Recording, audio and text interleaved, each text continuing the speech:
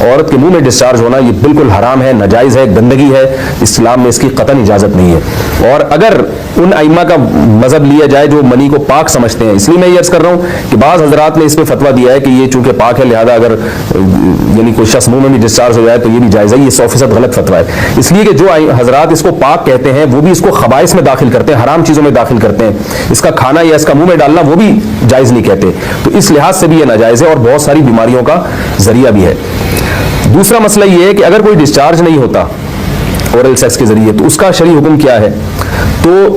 اس کا حکم یہ ہے کہ یہ انتہائی سخت درجے کا مکروہ ہے، ناپسندیدہ عمل ہے، اور اس کے سخت درجے کے مکروہ اور حرام نہیں ہے لیکن بہت زیادہ ناپسندیدہ اور شریعت کے مزاج کے بالکل خلاف ہے، اور اسلامی کلچر میں اس کا کوئی تصور نہیں تھا۔ یہی وجہ ہے کہ فقہائے کرام کہ ہاں اس چیز کا تذکرہ بہت ہی محدود پیمانے پر ملتا ہے۔ یہ اس کی علامت ہے کہ مسلمان معاشرہ اس چیز سے بالکل بھی واقف نہیں تھا کہ یہ کیا ہوتا ہے، تو یہ چیز غیروں سے آئی ہے،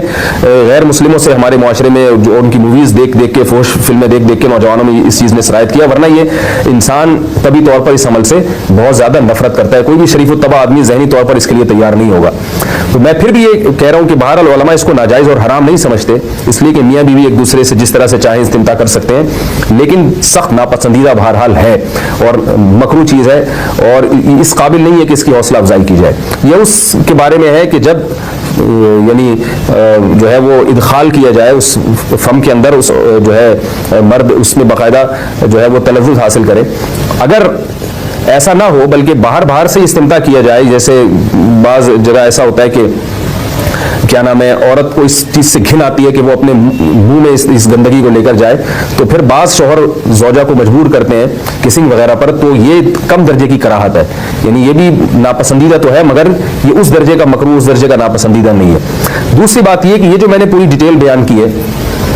یہ اس صورت میں ہے اس کے مکروہ اور ناپسندیدہ ہونا کہ عورت اس کے لیے ذہنی طور پر آمادہ ہو۔ یہ بات خوب یاد رکھیں، اگر عورت کو اس عمل سے گھن آتی ہے تو پھر مرد بیوی کو اس کام پر مجبور ہرگز نہیں کر سکتا، کیونکہ یہ نکاح کے جو ایگریمنٹ ہے، مقتضیات ہیں، اس کے خلاف ہے، یعنی یہ اس میں داخل نہیں ہے۔ عورت اپنے آپ کو ہم بستری سے تو نہیں روک سکتی، مرد جب چاہے گا بیوی سے ہم بستری کر سکتا ہے، عورت کو اجازت نہیں ہے، لیکن خاص اس عمل سے عورت مرد کو روک سکتی ہے اگر وہ ذہنی طور پر اس کے لیے آمادہ نہیں ہے۔ یہ تو میں نے اورل سیکس سے متعلق کچھ فقہی احکام بیان کیے ہیں۔ دوسری بات یہ،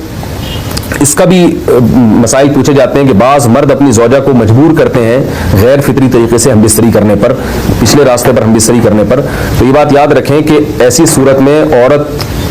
پر اصل حکم یہی ہے کہ وہ ایسے مرد سے طلاق لے لے اور اس کو اپنے قریب نہ آنے دے، کیونکہ اس میں نقصان یہ ہوتا ہے کہ اگر عورت اس کام کی مرد کو اجازت دے دے تو کچھ وقت کے بعد اس کی اپنی نیچر تبدیل ہو جاتی ہے، اپنی فطرت بدل جاتی ہے اور اسے اسی اس غیر فطری کام میں لذت آنا شروع ہو جاتی ہے۔ تو اپنے آپ کو گندگی سے بچانا یہ بہت ضروری ہے، اور اگر وہ یہ سمجھتی ہے کہ طلاق کے بعد اس کے دوبارہ نکاح نہیں ہوگا، اس کی زندگی تباہ نہیں ہوگی، تو پھر سخت مجبوری میں اگر مرد اس کو دھمکیاں دیتا ہے مارنے کی یا طلاق کی، تو ایسی مجبوری میں پھر اللہ کی رحمت سے امید ہے کہ گناہ صرف مرد کے کندھوں پر ہوگا۔ ایک اور علمی نقطے کی بات ہمیں یہ پتہ چلتی ہے اس آیت میں کہ نساؤکم حرث لکم، اللہ تعالیٰ نے نکاح کا بنیادی مقصد حرث بتایا ہے، یعنی نسل بڑھانا۔